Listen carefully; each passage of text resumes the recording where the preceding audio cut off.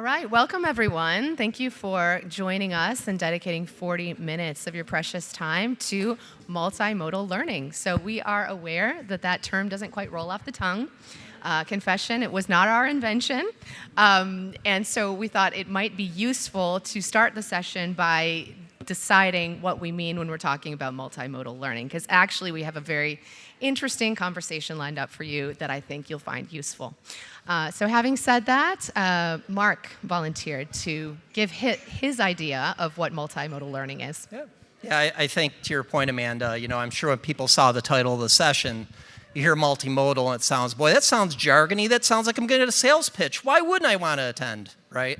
But I think ultimately, when we think about multimodal solutions, what we're really thinking about is how do we create targeted solutions that can bring in a whole variety of instructional methods and, whether they're content assets, whether they're coaching, whether they're mentoring, whether they're labs and practice, or even instructor-led, and do that at a scale that really has not been done before, such that a learner can reach their fullest aspiration and their desire for reskilling. And we think really the substance of this discussion is how has technology, how have capabilities ultimately evolved so that can actually be done at scale. And that, I think, really is kind of the scope of what we want to talk about today. Well, who knows? Maybe we'll make multimodal learning a thing. I think we should have probably just put AI in the title, and then we would have had a line like way down the hallway. But without further ado, we've seen sort of an explosion of what he described lately. We've got capability academies emerging and other things that really are trying to crack this, the holy grail, if you will, of learning that is impactful, that has a robust learning experience, and to do this at scale, powered by technology. So the real question is, though, is it truly possible to do this at scale? And so that's really what we want to explore today. Why, though, do you think that we're seeing this shift? Why this trend? I mean, didn't LXP's Yael, so Yael's from Degreed and previously LearnIn, right? A learning experience platform. Wasn't that enough, the learning experience? Why are we seeing this shift now to this new idea of multimodal? Yeah, it's a great question. So, hi, Yael, with LearnIn/Degreed, and it's a way to think about it, in my opinion, is take yourself back to the advent of the learning experience platform when it came about. At the time, you might have dozens or possibly hundreds of LMSs and content providers with the proliferation of e-learning, and nobody wants to log into 200 different platforms to be able to read an article or know what podcast to listen to or any number of things just to learn how to do a pivot table or understand the basics of data analytics. And so the LXP really pioneered and did revolutionize in a lot of ways that learner experience so that you could see it all in one place. And then you put together a pathway and it has whatever you want and it's delightful.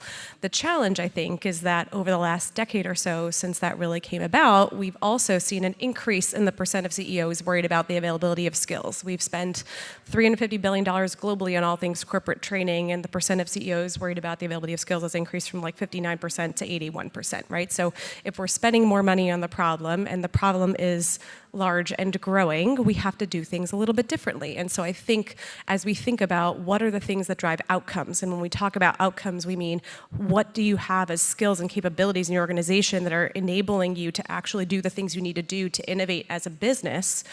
The things that we're trying need to evolve with the times and the technologies as well. And so I think that's what we're talking about when we're talking about multimodal learning. And so when you think about the ability to add capstone projects and assignments and create cohort-based learning experiences that are really tailored to what you need as an organization, that aren't going to cost you millions of dollars for something that's totally brand new, off the shelf, and that aren't one-size-fits-all, totally asynchronous, choose your own adventure on your own time.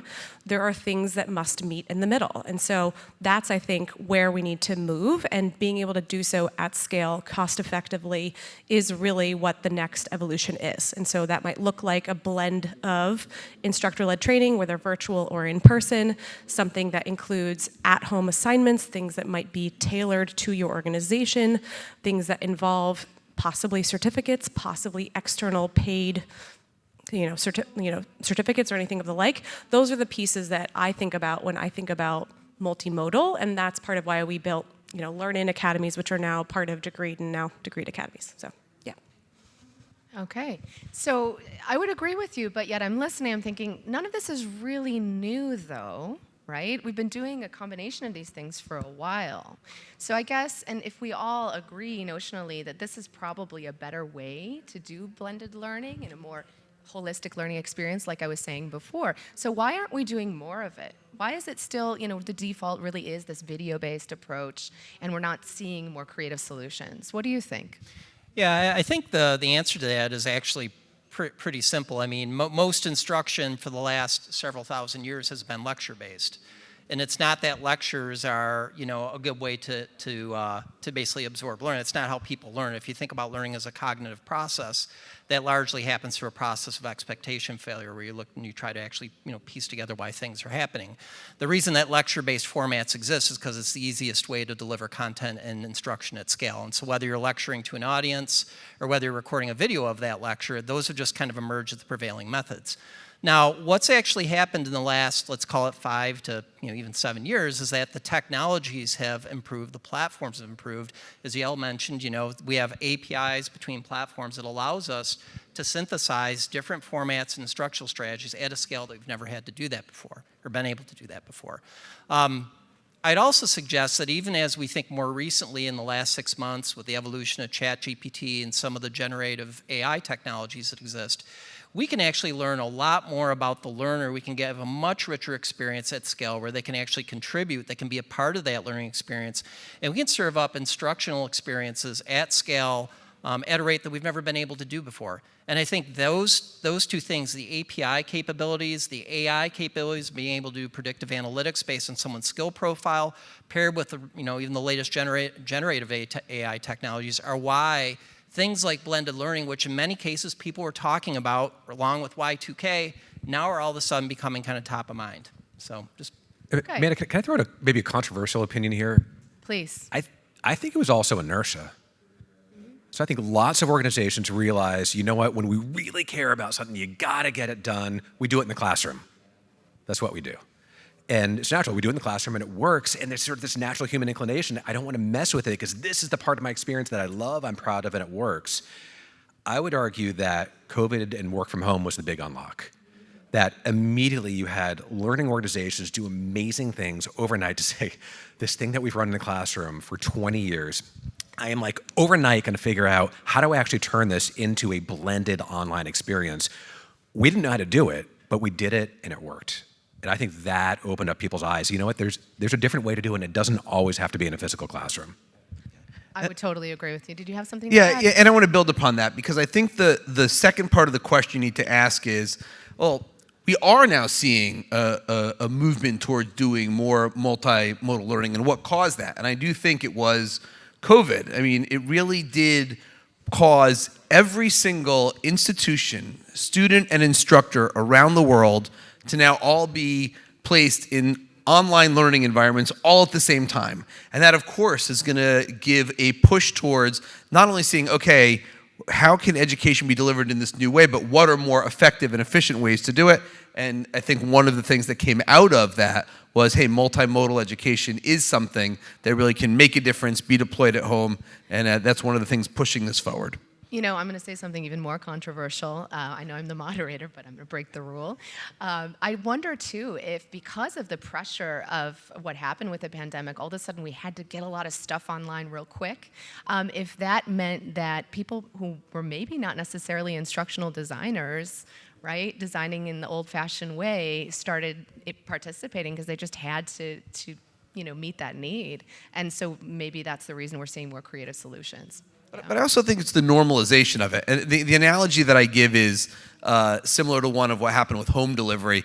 I was trying to explain to my children that when I was younger, you could literally only order pizza or Chinese food to be delivered to your house. And they're like, why those two very specific genres of food that do not appear to be related whatsoever? Why could you only get pizza and Chinese food? Because, of course, now you can deliver any food to your house at any time. I literally ordered Benihanas to my house the other week. The hibachi grill. Like, they'll literally deliver that as well. So my children... Did they bring the grill along with it? Did they do the whole thing in your house? Yeah, they sent a whole guy. It was really incredible. Uber Eats is really getting very advanced now. And so to my children, they think you can just get any food from any restaurant delivered almost at any time. So similarly, having gone through COVID, they now think that you can learn anything in almost any way, in any format online, and it's not really considered to be a secondary form of education. It's actually just equal to the primary form of education. And my daughter, who's now at Tulane, she's there and she's taking 3 in-person classes, 1 online class, and 1 class that's hybrid, and all of those are interchangeable to her. And because she went through this experience. So going back and building upon what you had said, I do think it was this push of everything suddenly being online, and I think that's complemented by what you had just referenced of, and maybe a lot of people without a lot of experience, just trying lots of different things to be putting online. That's helping drive multimodal education forward. Yeah. So I love a good analogy, by the way, and it's a good thing this is post-lunch and not pre-lunch. I'm not hungry. But let's talk about money. Because I think, when we're talking about why haven't we done this well at scale, I think, okay, we know that a really rich learning experience with all of the ingredients, to follow with the food metaphor, that's probably the better way to do it. But it's probably also more expensive, isn't it? It's harder to design. So I'm wondering do you think, Darren, that there's a scaleonomics factor here where really it's the money that's driving this, where it's not profitable for the vendors to build that kind of solution and maybe not as affordable for the buyer, and so that's why we're not seeing more? So this was exactly the question that I asked myself and asked a bunch of other people before I started Modal. So I bought Modal.io, which feels like a great decision. By the way, he sponsored this session, Modal, Multi-Modal, sorry. Only cost me $300, it'd be $300,000 now. So I talked to the smartest learning leaders I knew, and I asked them the question of when you really need to get it done, how do you build a program? And he built a program the way we've been talking, multimodal, some lectures, coaching, the rest. And then when I asked him, well, why don't you just do this all the time? And what they would typically tell me is, well, doing it once is hard, really, really hard. Doing it twice almost kills you. And when we think about what would you need to do to serve just a department, let alone my whole company, we need dozens of programs run over and over again. So there's a huge problem from a company doing this. So companies feel like, I can do it in a couple areas where I have repeated demand, and I can do those really, really well, but what about everything else? And there, I go down to 3 big problems, right? There's 3 big problems that make this hard. One is platform. There's not a lot of purpose-built platforms to bring things together in the way that a typical learning leader would like. The second is getting the human capital involved, right? So any great experience is going to have experts leading classes, you're going to have coaching, so on and so forth. And the third has to do with, do you have enough critical mass? I'll give you an example just from my world.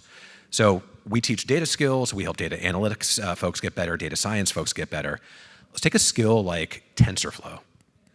It's a relatively esoteric skill that we have a cohort to help teach. Imagine me going into a company saying, okay, I want to round up everybody who wants to learn TensorFlow, let's put them in a cohort right now. Right? Let's put them in a cohort starting May. We need 20 people. Crickets, there are not the scale economics within a company to cover all the topics. So that's the last piece, is how can we aggregate demand? And if you're Modal, we can aggregate demand across dozens and hundreds of customers for any one topic. And that's what allows us to do what no single company could on our own. And when we pitch to VCs, it's old-fashioned scale economics that their minds are blown, like, we haven't heard this since like railroads. Well, that's so interesting, right? And how many investors are in the room? I'm just curious who we're talking to. 1, 2. You love the economies of scale pitch. Well, anyway, what I'm going to say is, I work with a lot of investors, and most of them are so obsessed with ARR. Like that's, annual recurring revenue. So it's how many bums am I going to get in seats and know that that's going to repeat year upon year, because that's how I determine the valuation of the company, and that's how the money side of this works, right? But actually, the problem is with these companies, to your point, they don't have necessarily the subject matter experts internally to manage all this, either from a design perspective, but also from just a subject matter perspective. So if you're going to teach, what was the topic that you just said that I can't pronounce? Whatever he said. If you want to teach that, maybe the company doesn't have enough experts internally to help facilitate and drive those learning experiences. So where I'm going with this is, if the vendor said, okay, well, I'm going to have a services arm, and I'll just charge them for it, a lot of the investors are going to say, no, we want just the SaaS. We just want the platform. Do you think that is in your company, for example, have you thought about the services model? Have you considered what that might mean from an investment perspective and fundraising? Yeah, so the way we're able to get scale is by productizing these cohorts, right? So we're able to scale them and deliver, from a content point of view, largely similar content. And then the way we customize, we'll work with every individual company and understand what does your perfect analyst look like? What does your perfect data scientist look like? What's the blueprint? And then each individual learner comes in, we say, okay, what's the difference? What do you need to skill up in? And therefore their path is individualized, but the skills themselves we're able to deliver at scale. And that way we can leverage a single subject matter expert and do that across hundreds of customers. So that's not a barrier. So what are, go ahead. I would argue that it is, is this working? I would argue that it is actually a barrier for, different types of skills. So you actually have to tailor, context is king in learning. So you're teaching skills, you're teaching, if it's in leadership competencies, teaching those leadership competencies, and you've got to be able to apply those to the work that people are doing inside their organization. And so delivering that context really is the unscalable part of this. And finding ways to do that outside of your product or at the edges of your product in a way that can scale in some way that's repeatable. I think that is the magic unlock for a lot of the work. Maybe not so much in tech skills training, but certainly in leadership training, that's a key part of it. I would agree with that. I think there's a great opportunity there as well for learning and development to hold hands with the rest of the HR function, for example, and around talent marketplaces, opportunity marketplaces. That internal career mobility can maybe give some of the context and the meaning that they're looking for at scale. But if learning is just happening, it's being designed in a bubble, then we miss out on that, right? I'm also just going to jump in here as a former investor turned operator. I love this question. And so I think it's one of those things where everyone wants the higher SaaS multiple revenue SaaS multiples that you get on that SaaS revenue. But if you're not actually delivering the value of that SaaS product and you're not delivering the value because it's garbage in, garbage out, people don't know how to actually do it, you need to actually offer professional services to enable success. That's one of those things that will reduce your multiple, because it'll reduce all of these things that we want, like net and gross retention numbers and all that good stuff. So as I think about it, it's one of those things where it's great to be able to offer a technology solution. So like we offer, for instance, like academies as a platform, but then also if you want academies in a box, if you want to have some professional services, those are things that you can offer as a shared service later across multiple products or multiple platforms. And that enables you to have some type of scale on that services piece. And so it enables you to drive successful outcomes for those who actually need it, but also enables people who are like, oh, this is great, I can go and build this. Go forth and have your own adventure. And so it's sort of a one size fits many from the perspective of you can build your own solution based off of what your specific requirements are. Nathan, you had something to add? I was just going to say that maybe this is a good opportunity for our two investors in the audience. We could teach them how to value these companies. I do want to react to the point that was made earlier. Maybe this is a controversial point, but I think starting with the premise that meaningful instruction is somehow SME-led or gated by the SME, I think that's actually one of the paradigms that's probably held us back. I think in a lot of ways, some of the most profound instruction and actually learning experience happens with the individual who actually goes through and they experience things. And maybe the true opportunity is just how do we actually unlock experiences such that people can really go through those learning programs at scale. I'm not going to make it an advertisement for what we do, at Skillsoft necessarily, but I think the way we've tried to approach things is really think about things, to the point about capability academies or even blended cohorts. I do think that's where it's at. It's like, how do you get those things to happen at scale? And how do you motivate people to come back? Usually, we see organizations, they don't struggle with even knowing like the priority skills. Like people generally know that intuitively. They don't even necessarily struggle with benchmarking with what those are, or even designing them. But how do you get learners to engage, systematically and keep coming back and keep them motivated? And I think a lot of that comes down to how do you actually credential and badge those folks so they come back and see the reward. I think it's a better learning experience, but also I loved what you said before, Nathan. Context really is so important. If they don't see the application, so what? why should I do this? Why should I invest my time and go through the pain and suffering of learning, because learning is actually hard, right? If I don't see what's in it for me. And I'm thinking of also a collective that we often don't spend, I think, enough time on is deskless workers, right? And you think of these people, I'm thinking also of other barriers, and logistically, does that mean that we're going to have to find time to take these workers out of their working environment so that they can dedicate that time to learning?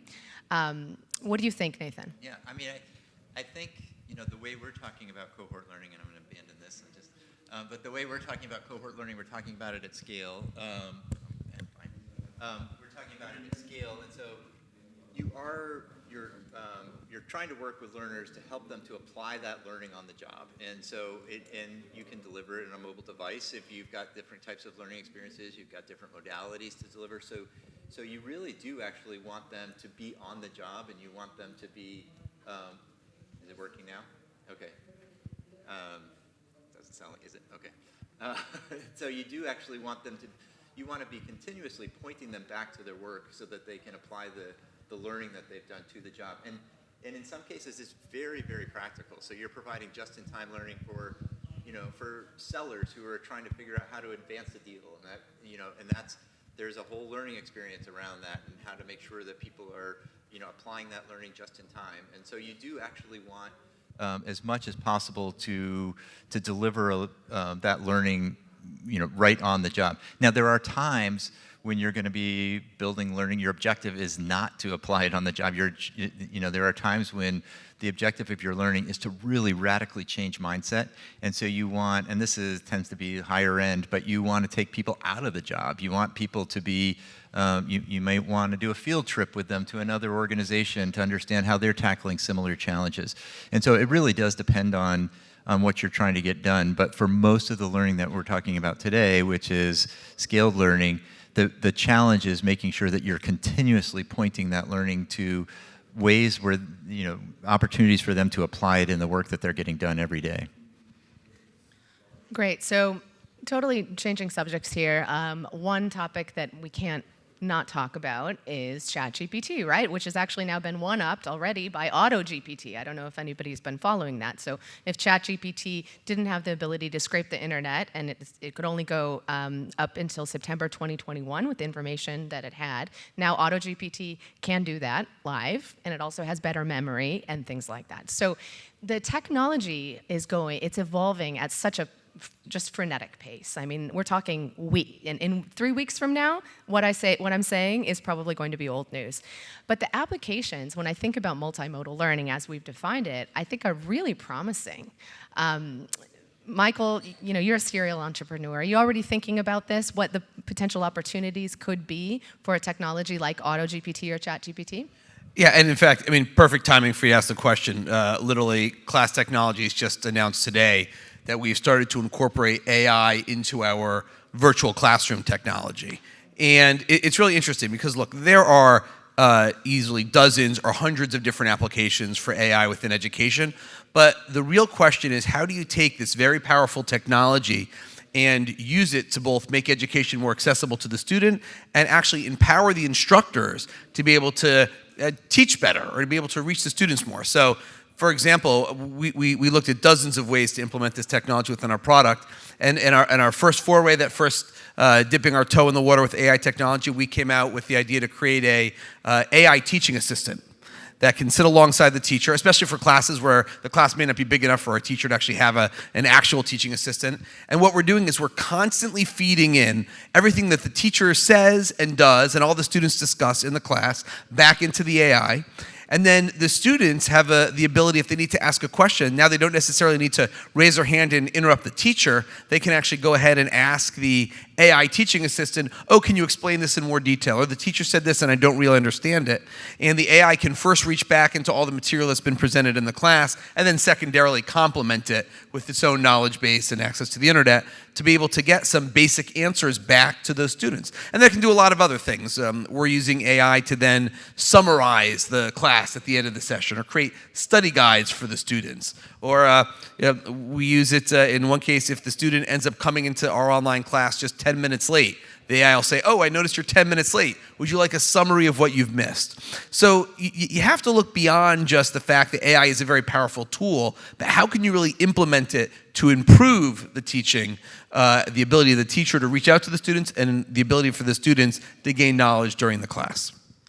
I'd also like to talk a little bit about, and I can tell that Yael wants to chime in, so you'll get your turn in just a second. I just wanted to say, the topic here is the scalable. And so I'm wondering if these technologies, ChatGPT, AutoGPT, et cetera, are they really going to contribute to the possibility of being able to do this at scale, at pace, and in a way that's affordable? Maybe that's not the question you wanted to answer, Yael, but I'm sure you can. Yeah, I'm happy to answer that question. I think the personalized learning is a really incredible potential outcome of all of these technologies, but one of the things that I think is already happening today, at least in Degreed, is, and what we're seeing in workforce, is in a world where you already have so many different platforms, so many different systems, and so many different skill taxonomies, whether it's your Workday, SAP, or whatever your system of record is, your LMS, your LXP, all of these different content providers. You've got an 8-point system here, a 6-point system here, data analytics and science, and all of these things have 20 tags here and 50 tags there. How do you get all these things to talk to each other in a way where you can have one single source of truth and data that you can actually rely on? And that's one of the things that I think is really compelling about the opportunity for AI, so that you don't have to have a human say data analysis is the same as data analytics, is the same as data science. Obviously they're not the same, but they all kind of roll up to one thing, and you can actually have AI do that in a way that is actually more scalable and cost effective. And those are things that we can already see today. So I think the way that we're doing this today is already really just blocking and tackling based off of what we already see to be needs in the market, based off of actual problems that companies are facing, because there will never be just a one single source of vendor for all your needs. There will obviously be multiple different stakeholders in the ecosystem, and we have to learn how to play nice with one another. So I think that's one application. Do you think that this AI thing is going to become the front end and the rest is going to be headless, if you will? That's a good question. I don't think it'll necessarily subvert what already exists in terms of that learner experience. I think when you think about the learner-centric needs, and I might be biased, obviously, but like that learner experience, I think really has to come first in terms of what is going to make someone actually want to learn, what is actually going to make someone want to open a video, open up a book, like understand what their company wants them to learn and actually go do it because they know that it will get them a promotion or what have you, or any number of these things. And I think AI is a really powerful tool to enable that. And so I think it can certainly absolutely power a lot of these different components, and who knows what that will look like. But I don't think it ever becomes the replacement for any number of other intervention techniques, whether it's a human or a tool that's a really compelling sort of front door. Yeah, I don't know. I might just offer a little bit of a contrarian view there. I think AI actually is powerful enough to both be the front end. So I think there will be some cases where AI can actually be that front end and replace it. But I think in many cases it'll actually be the technology powering the back end. So I think it's going to play across both of those. We've also got a little bit of a natural experiment going. So we are multimodal, which means we've got video learning, we've got labs, we've got live events, subject matter experts, breakouts, and coaching. Now we hit about 90% completion rate, about 85, 87% skill attainment rate. When we dig into it, it's because of everything together, but it's the biggest the biggest driver here is our coaching. Right, so we have data scientists or coaches. They'll sit one-on-one with every single one of our learners. So when we think about AI, one of our questions is, what can we augment? So what can we use AI to do that a coach was previously doing? So we know that that interaction is super valuable to free the coach up to do the highest value, which is not just, hey, does your Python code run, but is your Python code well constructed? Can it be used by somebody else? Can it be understood by somebody else? Hey, you know what? How does that relate to a business problem? And those are the interactions that our coaches are having.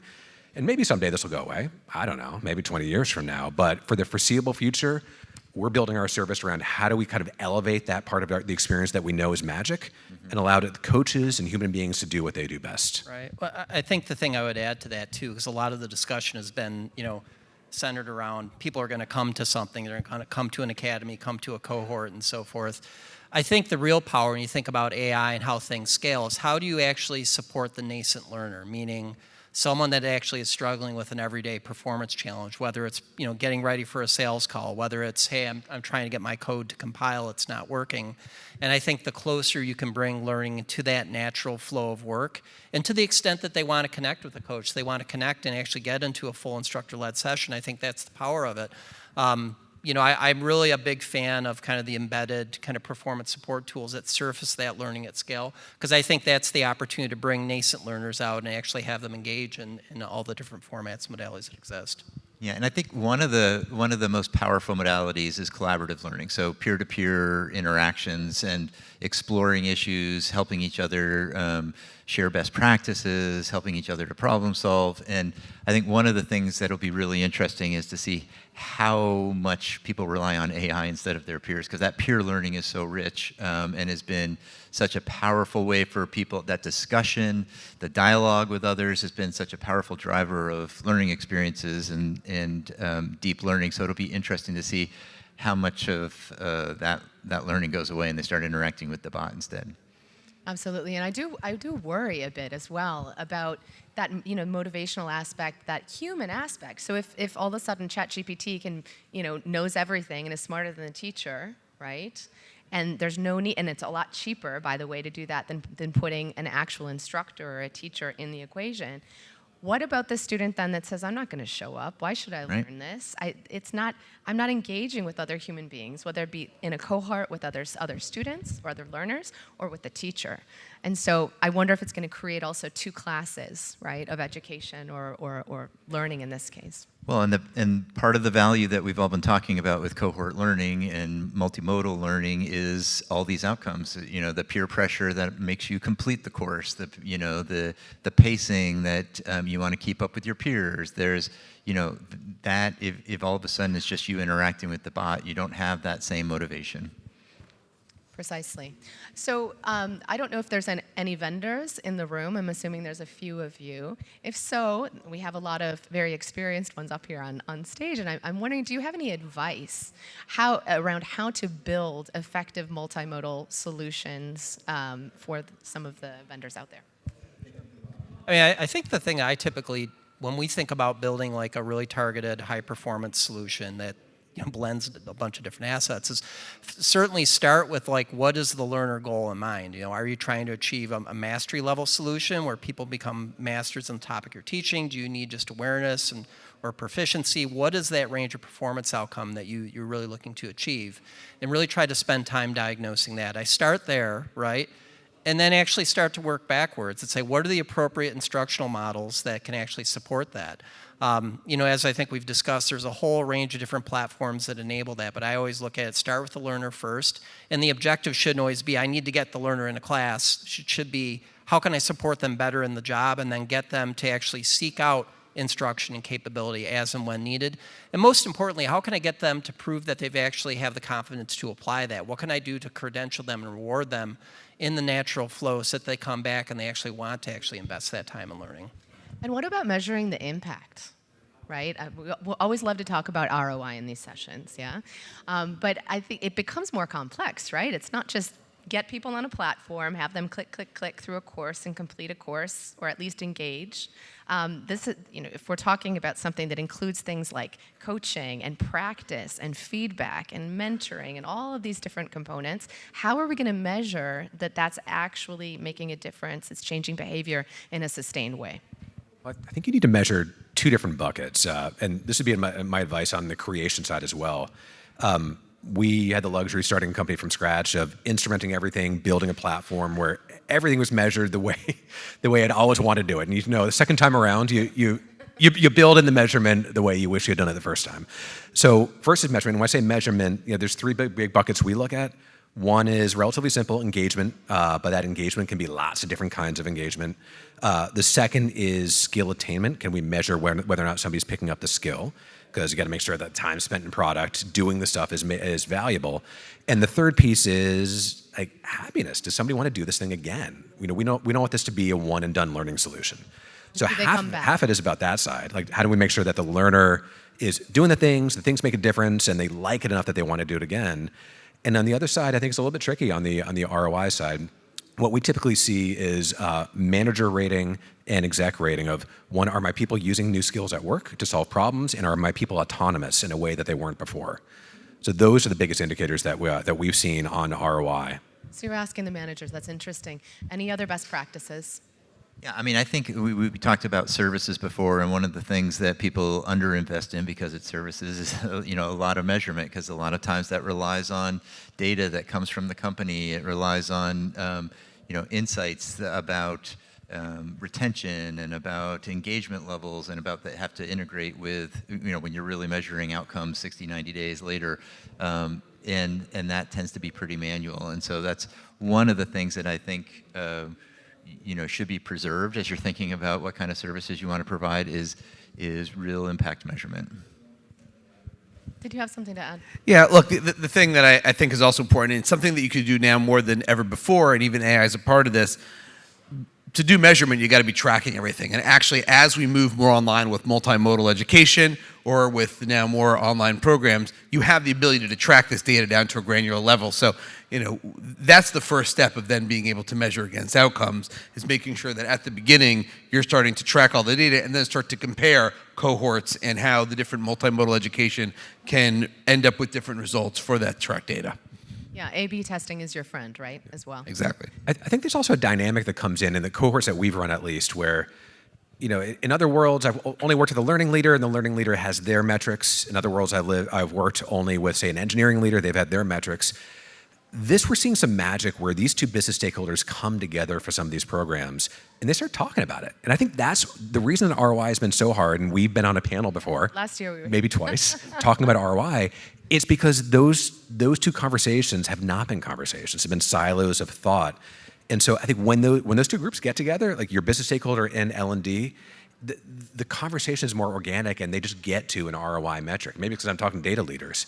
But it just happens in a way that didn't before when it was siloed. Maybe a tighter economy is going to help us in that regard, right? If we're not showing the value, we're not really demonstrating that this stuff is making a difference, it's going to be harder to get budget, it's going to be harder to sell our solutions, and maybe I'm a crazy optimist, but I think it's going to force us to add more value with our interventions.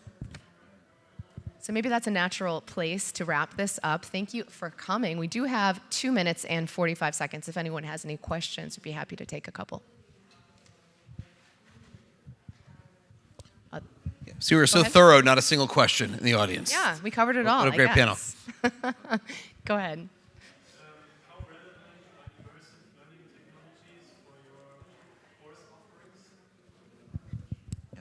How relevant are immersive technologies for the course offerings?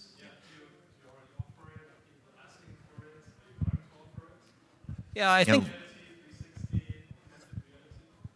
The short answer is yes. I think what you typically find is that instructional solutions generally follow what's prevailing in technology in the market. So we would anticipate that AR, VR would continue to be more mainstreamed. I will say, and there was a point made in an earlier session today, that the reason that really AR and VR has not taken off at the same scale is that they're very good at solving very specific instructional approaches. So if you're in warehouse working, automotive, and in some kind of manufacturing engineering applications, perfect application, right? But if you're dealing more with just pure knowledge worker type of things where most of it's already kind of an abstraction, that hasn't had the same level of scale. But Nathan, I know you had something to add there. Well, no, it is a key part of solutions now, immersive learning, and it's not AR, it's not necessarily virtual reality, it's labs, and you're actually going in and applying it, simulations that you're engaging with. So it's not as far afield, I think, as you're talking about, but there's a lot of opportunity to practice and to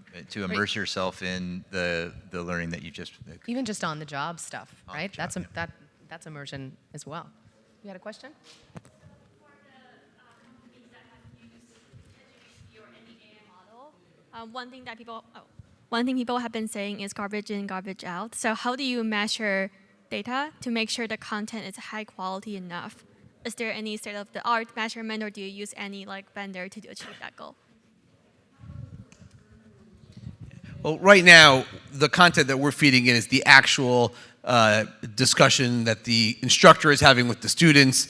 So we already kind of assume a high level of quality because they're actually teaching classes and these are certified professionals. So we don't specifically run into, I think, that challenge. But you have to remember, though, all of the AIs are also have access to the large amount of information that's already out there on the internet. So when we're adding that class discussion or those class materials, it's building upon a base that already exists, and that ends up filtering out a lot of the bad information. I think another thing to add, just in terms of best practice, right? It's really important not only to measure post-mortem. And what I mean by that is you put content out there, right? Don't wait for people to consume the content and then ask them after, was this useful, right? It's much better on the fly to understand. So if you put out a piece of content, people aren't engaging, over time, then you should be replacing that content. Maybe you're not, it is garbage, right? And so if we measure constantly and not always at the end, I think we can also make a huge impact. I'd also suggest there's some just basic exhaust that comes from a system. One thing to always look at is what is the discretionary completion rate, not like the compulsory completion rate. Discretionary completion rate, discretionary return learner rate. Those are kind of two ways in which you've indexed content. And then obviously net promoter score and that type of thing. But I think that just the basic consumption analytics out of the content itself will tell you a lot. And also, don't overlook, we've actually done some research on this, don't overlook titling of the content. Absolutely. How you title content can have a dramatic impact on how people perceive it, what they think they're going to get out of it. And I think that's such an underserved art in curriculum development. So much like many of us who actually learn proper instructional design or how to write a proper learning objective are so focused on the instructional taxonomy of it that we're not even focused on what does the learner really think they're going to learn as a result of that. And that has a tremendous impact on the overall satisfaction. And the sales element, right? We've got to motivate the people to take our course. But what I said before about A/B testing, right? You put a piece of content out. Maybe it's great content, but it has a title that is not what the person was looking for, or it has a title that's just not exciting, and so nobody's using it. So why don't you put the same piece of content out twice and call it two different things and see which one works better? You see what I'm saying? And then you keep on iterating until you get to that perfect mix of great content, perfect title, etc. Yeah? Any more questions? One more?